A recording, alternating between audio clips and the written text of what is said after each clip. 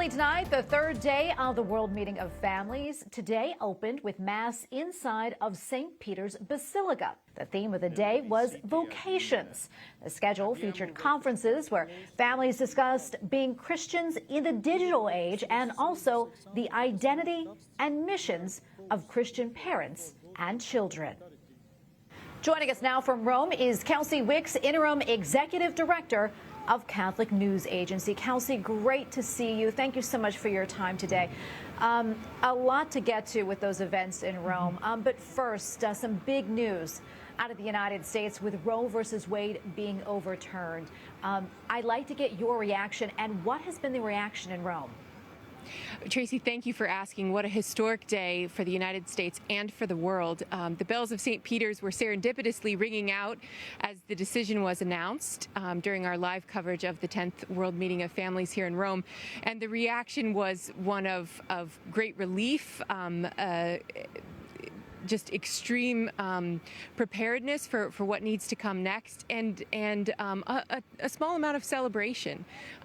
Catholics have been working, the Church has been working for the cause of life since its inception on the cross of Jesus Christ, and we're just all so pleased today to be here for this historic moment.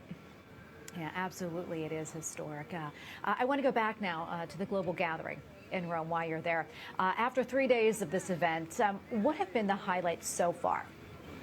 I think the breadth of the stories, the testimonies from families has been the highlight. The cumulative effect of, families who are struggling to recover their marriages, grandparents deeply involved in their faith, the transparency and vulnerability of many couples and families talking about the crisis that the family is suffering, and these families in particular have walked through by the grace of the sacrament of marriage. So it's been cumulatively just a refreshing look at the beauty of what the sacraments can do to transform married life. Yeah, and I'm wondering, what stood out to you? I know families are being talked about through many perspectives. Is there maybe one aspect that specifically stood out to you? Yes, when the parents of Chiara Corbella got up and talked about their daughter, whose cause is now open for canonization, she lived an incredibly trying life through her marriage, her short life. She died after the birth of their third child. The first two children were born, and she and her husband were able to baptize them, and then they had to say goodbye within 30 minutes of their birth. So she lost two children, and then she found out she was pregnant with her third, Francesco.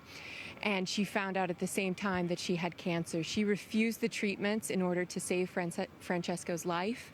And then her husband had to say goodbye to her after saying goodbye to their two previously born children. And so the testimony of those parents, having lived next to a saint, having grown a saint, a possible saint, I should say, was incredibly moving.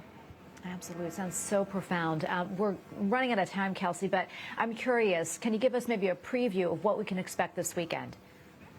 Well, I think this weekend there's going to be a great closing mass, and the Pope plans to address the pilgrims finally on Sunday. I think right now pilgrims from America are lighting candles in St. Peter's Basilica and enjoying the moment of the overturning of Roe versus Wade. I can't imagine that won't be talked about by the Holy Father, but he is a bit unpredictable, so we shall see if that makes headlines in the coming days. But it certainly is causing waves throughout the Church right now.